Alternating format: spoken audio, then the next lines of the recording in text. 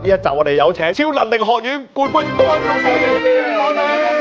第一個問題，你點解唔拍我燈啊？第二個問題，我識你咁耐，做咩唔過宮俾我啊？有咩用元神同我溝通啊？即係點啊？長途電話。你就探索佢嘅天干地支，我就去探索你嘅元神。咁其實八字可唔可以睇到前世啲嘢？真真正正嘅天額咧，就會好似個電影咁將你讀出嚟嘅。前世同今世有冇影響咧？咁我覺得太大分別。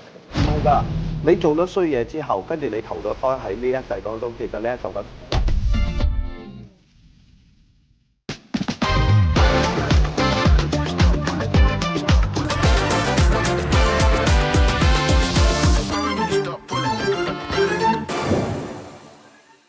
大家好啊，我係振雄師傅。嚟緊8月15號禮拜五，將會喺我嘅頻道裏邊開 live。大家每個月最緊張、最關心嘅運程走勢，我會喺直播裏邊咧同大家講清講楚。嗱，直播期間我都會特登送出免費問事名額㗎，名額就有限㗎啦。啊，想報名啊，即刻添加呢個 WhatsApp 啦。想知道下個月點樣行運行到足，點樣去避開啲阻滯，把握呢個黃金機會，8月15號約定你。大家好，大家好。喂，今日呢一集我哋有請呢個超能力學院冠軍導師。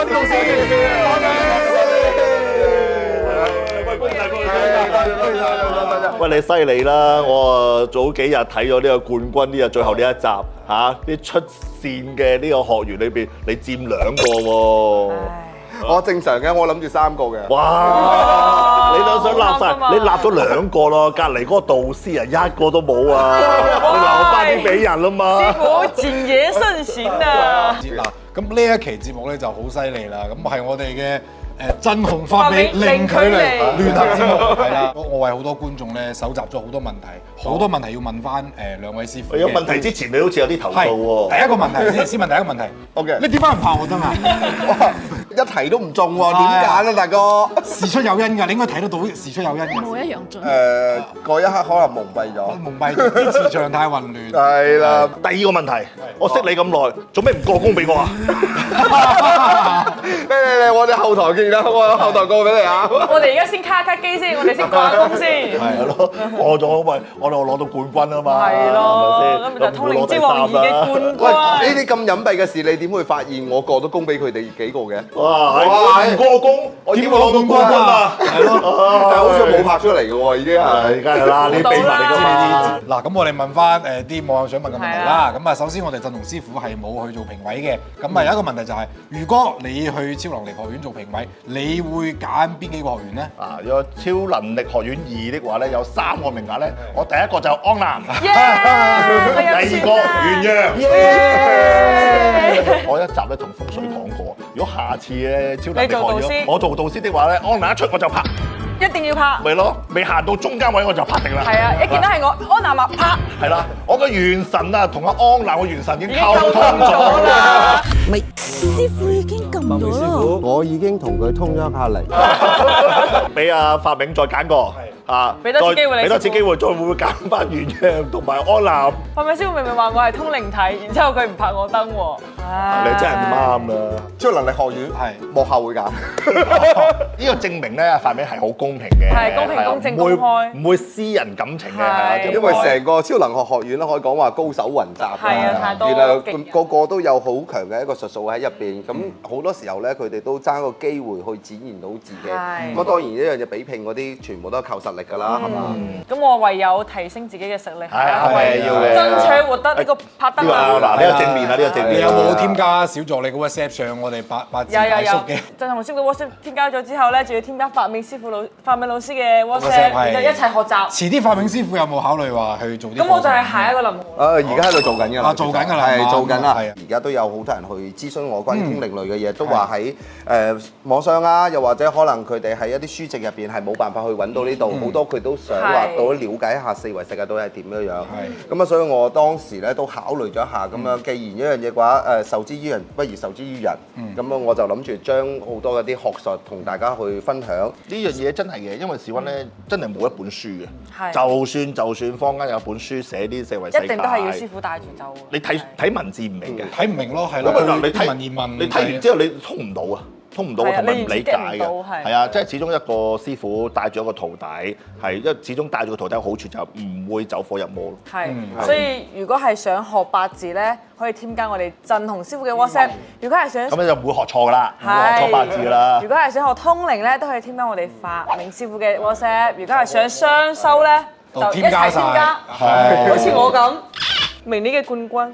咁啊，我哋繼續就睇翻我哋觀眾嘅問題啦。咁有觀眾就問啦，點解發美師傅嘅節目咁短嘅？你應該係有好多秘密訓練冇拍出嚟㗎，係嘛？聽講你有好多，淨係啲過宮咧，過宮係咯，過宮啲五雷轟頂嗰啲咧，有啲冇播出嚟嗰啲係咪啊？嗰啲已經冇人知啦。當係然懂嘅人佢始終係會懂嘅。係其實你哋睇到我好多時候咧揸住佢哋隻手啦，係又或者喺佢嘅手上面我寫咗啲嘢啦，不斷咁樣手喺度喐嘅時候，咁其實呢樣嘢如果係師傅級嘅，大家都明，一睇就會明㗎啦。因為我哋玄學界、法術界，特別大家都知啦，我係以法師打底嘅，可以講話呢啲法術呢啲咁嘅好虛幻。你唔知道到底一樣嘢係如何個法，或者法力到底有幾強係嘛？但如果師傅對師傅，師傅睇師傅級咧，係睇得明嘅。一出手就知有冇有。你天眼望如果真係天眼嘅時候，其實望一望就已經知道我係過緊功定係做緊啲乜嘢。即係法科師傅對法科師傅咧，一個便知有沒有啦。係啊，因為我嗰日喺嗰個頻道下邊嘅留言見到咧，話有人想用元神同埋法美師傅嘅元神溝通，然之後俾法美師傅嘅元神拒絕咗。係啊。頭先聽你講咧，話揸佢隻手咧已經係過宮喎。我今朝同你握個手喎，你有冇過啲俾我啊？我不如寫個和合符俾你，跟住同我和合下唔使同你和合啦，我同你 friend 好多㗎啦已經。係啊，其實我哋好多時候咧，其實因為佢係一個虛擬嚟嘅，其實我哋可以凌空咁去寫符啦。包括好似安南頭先所講嘅，你俾一張相片我，又或者係即係喺視頻上面，其實佢哋都睇到我嘅樣啦，或者可以同我嘅氣啦、我嘅元神去進行溝通，所以咪會出現咗一樣嘢就係我嘅元神到底開唔開放俾你去查我啲信息啦。咁樣唔俾你查嘅時候，你夾硬嚟。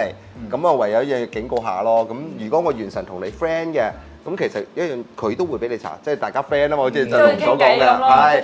咁佢同我傾偈嘅時候，咪俾你睇睇咯。其實咧喺呢度咧，即係作為我一個術數師傅啦，咁啊即係八字啊、風水啊、占卜啊，即係我都熟嘅。即係對於你啲法科咧，好難理解。有啲咩用元神同佢溝通啊？即係電話、長途電話。係咪先？即係好難理解，即係點樣咧？即係我話佢話你同佢溝通啊，哇咁又你喺咩怡保啊，佢又想同你溝通啊，哇唔溝通，即係對於我呢啲咧，即係我呢啲計數，抽象咯，即係計數啊嘛，睇風水好實在，好實在。咁其實係點咧？即係我其實都好難理解。唔係，大家都係實在，可以講話你係用八字，即係佢嘅出生年月日啦，係嘛？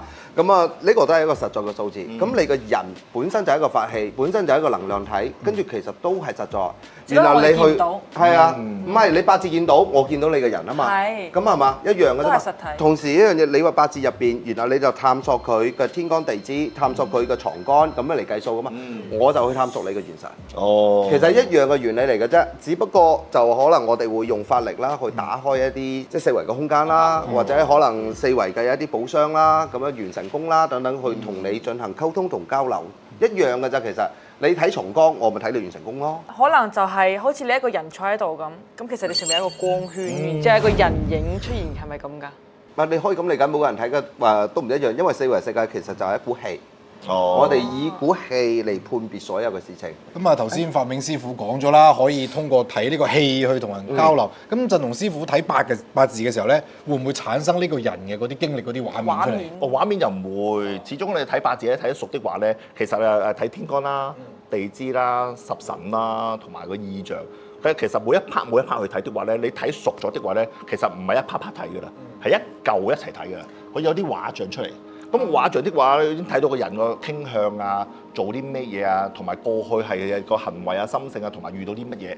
咁其實嚟講，加埋大運的話咧，你會知道佢話咩遇上咩天光，再遇上咩嘢地支而發生咩事咧，咁啊已經知道佢個人啊、過去同埋未來會有啲咩事發生，同埋好與唔好，係一幅畫像咁咯。OK，即係好似啲幻燈係啊咁 PPT 咁一顆一顆彈出嚟咯。係啊，當然大家開始唔熟嘅時間咧，都係一個字一個字咁睇。哦，明白啦。咁其實八字可唔可以睇到前世啲嘢咧？唔可以睇自己本身前世係乜嘢？自己本身唔得。即係呢個，因為八字咧，佢都係今世嘅呢個。佢都係宿命論啊，講緊你呢一世嘅宿命。呢一世嘅命運會點樣走勢，點樣走向啦？只能睇到你阿爸個家世啊、環境啊，同埋你阿爸個關係啊。即係三代咯，爸爸同埋個仔女咯，阿爺啊、阿嫲啊嗰啲關係啊，同埋你嗰陣時會係咪顯赫啊？咁我哋問下法明師傅啦，法明師傅天眼係可以睇前世噶嘛？咁我想知道佢係通過咩方法睇到佢前世嘅咧？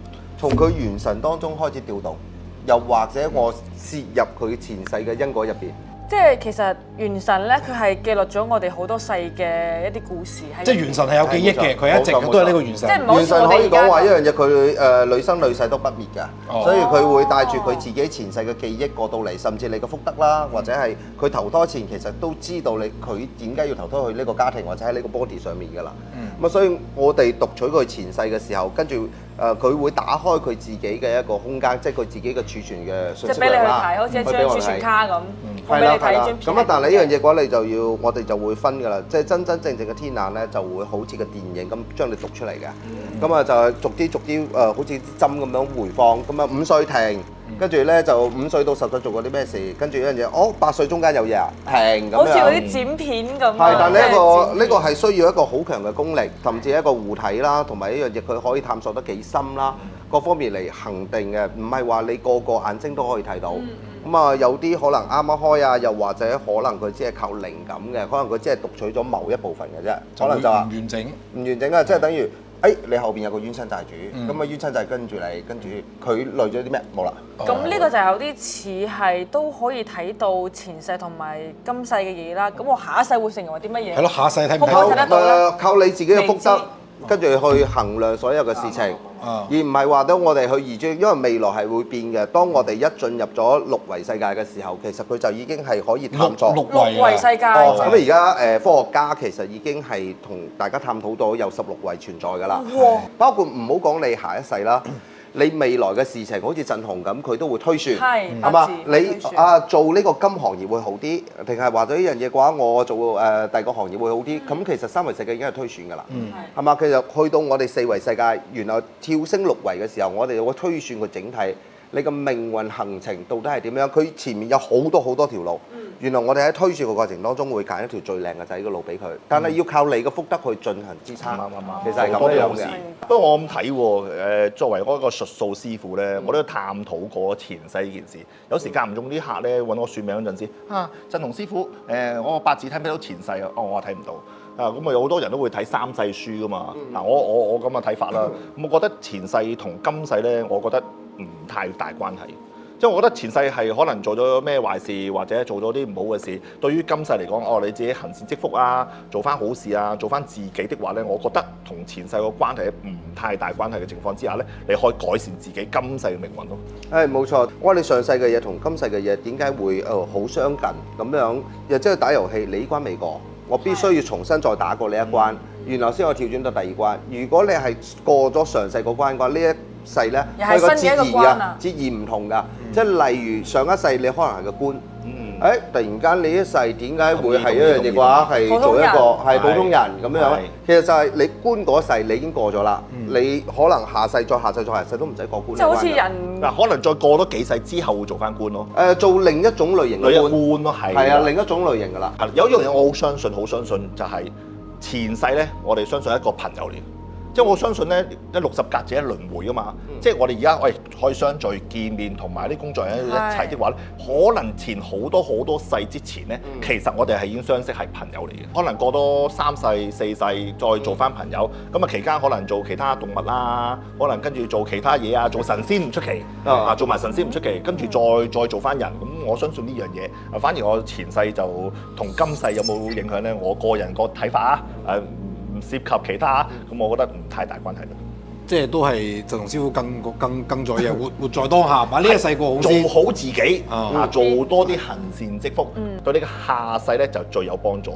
係，而且我之前有聽朋友講過啦，話其實上一世做嗰啲衰嘢咧，可能已經懲罰過啦，即係都唔會話留到今世再去懲罰過。唔係咁樣嘅，即係我哋睇4維世界，即係我哋去窺探佢上世嘅時候，唔係咁噶。你上世做咗一啲衰嘢，咁可能一樣嘢嘅話咧，即係有啲人就話佢做咗咁衰嘅嘢，唔應該俾佢投胎，或者佢應該去動物。唔係㗎，你做咗衰嘢之後，跟住你投咗胎喺呢一世當中，其實你係受緊苦㗎。會咁亦即係話我有一大堆冤親債主，跟住圍住你，跟住其實呢個就係你要還嘅嘢。有啲咧，可能當然再探討深入啲嘅時候咧，就好多爭議啦。其實，但係當我哋睇到上世、上上世、再上上世嘅時候，好多嘢全部都係關聯嘅。點解話三生三世咧？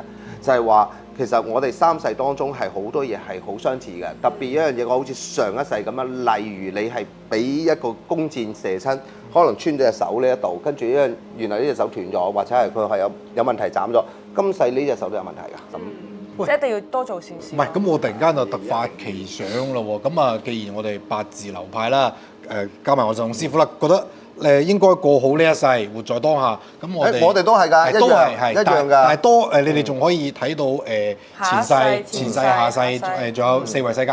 咁如果把呢兩種結合咪好法術加術數加一齊用，咁你覺得係一加一大於二咧，定係可能？首先一樣嘢嘅話，林學就好明顯嘅經典啦。咁我將佢術數，跟住咧再加上神通，係嘛？但係佢需要你哋都睇到佢出現咗好多問題。又即係換句説話嚟講，其實佢需要一個好強嘅耗能。又即係我哋開神通要去睇嘅嘢越深，其實我因果越大，功力消耗越勁，同埋自我保護能力亦要超勁。所以你哋又可以望到一個問題，就係我日常係咪我都會有我自己嘅徒弟喺身邊？其實就係佢哋係啦，咁其實就係佢用天眼喺度睇緊。呢樣嘢咧喺我學八字嘅過程之中咧，即係有啲同學噶嘛，即係學八字一定好多同學噶嘛，有啲同學會學紫微斗數啊，學法科啊，學六壬啊咁嘅。咁啊，我八字期間咧，有啲同學都有學法科。咁我了解過的話咧，佢哋會同啲咩收啲乜嘢污糟嘢啦，會治啲咩污糟嘢啦，或者要處理好多一啲邪靈嘅問題啦。咁呢啲因為小安聽翻啲同學咁講啦，當時啲同學咁講啦，咁呢啲會有啲自身都會有啲泄耗啊，因為你個用元神會用得好大嘅力啊，消耗咯，藍條咯，消耗啦，或者喺個過程之中，對方個靈體對面咧係好邪惡嘅。你同佢鬥嗰陣時咧，你會泄耗得更加勁，或你會傷到自己嘅身體嘅健康，佢容易病啦，或者個壽命會短啲啦。所以咧，當時我學八字嗰陣時咧，就好似你所講啦，哇！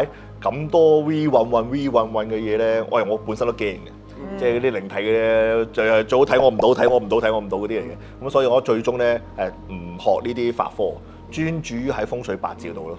唔係你有師傅帶係唔一樣嘅。咁因為我係法科出身啦，咁我師傅日日就喺度處理啲關於英靈嘅事啦、超度嘅事啦、陰嘅事啦，咁啊，所以我哋日日做嘅時候咧，即係我哋唔係以術數開頭，咁我哋以法科開頭就處理啲事情咧。對於我哋嚟講就即係好正常啦，日常工作啦咁樣。然後我哋再進行一啲咁嘅即係通靈嘅輔修啦。喂，發明啊，嗱，我想問咧，嗱。如果你作為一個師傅幫客去睇，會唔會話用四維啊，跟住用其他法科啊，用其他方法啦，用幾種方法去幫一個客睇咧？好似我幫客睇的話咧，我睇八字係睇八字，就唔會話有八字加紫微斗數，八字加掌面相，我唔會啊。即係有時啲客用電話樣都見唔到，我用電話溝通咧，直頭形容晒外貌啊、身高啊、性格啊，全部講晒，即係唔使睇樣咯，即係專於一樣就一樣。咁你會唔會話夾雜咧？睇情況，睇情況而行定。咁有啲客佢係需要話一樣嘢，哇！你要有八字，我俾到八字你先叫做睇得準，你先係大師。咁我一樣嘢嘅話，我咪用八字幫佢睇咯。咁如果對方係話，師傅得㗎啦，唔使講咁多嘢㗎。其實我去過好多啲大師度㗎，佢哋已經數勻晒我所有嘅嘢㗎啦，甚至我做過好多法事㗎啦。咁啊，你科兒類都唔使幫我做嘅，你而家就即刻睇下我出現咗乜嘢，乜都唔使講，跟住你就去四維睇得㗎啦。我淨係要結果，我感應到嘅咁樣，然後呢樣嘢我就四維睇咯。好嘢。係睇下佢到底係有啲咩需求。即係根據佢需求嚟決定。係咁，如果佢話一樣嘢，唔係師傅，我八字當中咧，其實咧我有個童子煞嘅，咁好多人咧就講我八字嘅童子煞，咁樣你俾個八字嚟啦，咁我咪查你童子煞咯。變咗咧，阿發明咧望一望，咁就知道你係咪童子煞咧？其實你都係望一望啊，啱唔到㗎啦，啱唔到佢。你係望一望啲文字。係啊，我要望一望文字啊，發明就望一望個人就知啦，係啊，係啦。所以有啲基礎嘅嘢咧，或者係想學到嘅嘢咧，咁樣其實可以揾風水嘅。係，我哋嘅理論導師。理論導師。好啦，咁啊，聽兩位師傅講咁多啦，其實我都諗到坊間有一句話啦，就係佢話咧，其實上天咧係俾咗好多信息我哋嘅，但係佢哋點解故意把呢啲信息搞到咁難咧？其實都係喺度保護緊我哋。係，如果唔係你知道咗太多，咁你可能承受嘅就會更多。所以我都相信每一個人咧，即係只可以吸取到一部分啦。當然每一個人都想吸收好多，但係始終佢都係有一個特別好嘅，即係專長嘅。咁啊，其他一般嘅，所以我哋都應該係術業有專攻咯。包括我哋客戶如果係想問事嘅話咧，咁啊，我哋都有好唔同嘅選擇，係冇錯。如果我哋啲觀眾咧想睇八字咧，就肯定係揾我哋振鴻師傅啦。如果係想睇神通靈異類嘅咧，就肯定可以揾我哋發明師傅啦。有兩位師傅喺度咧，基本上人生啲問題都可以同你解決晒㗎啦。好啦，咁啊，我哋今期嘅節目就到呢度啦。咁啊，記得大家持續 follow 翻我哋嘅 channel， 仲有發明師傅嘅 channel。係我哋發明，你冇記錯啊！發明零距離。講到呢度啦，咁睇埋林河雪啦。咁講到呢度啦，睇埋我哋嘅風水大師兄嘅風水風水說道啦。好啦，咁啊，大家應該就唔愁片睇啦。我哋下期再見啦。拜拜。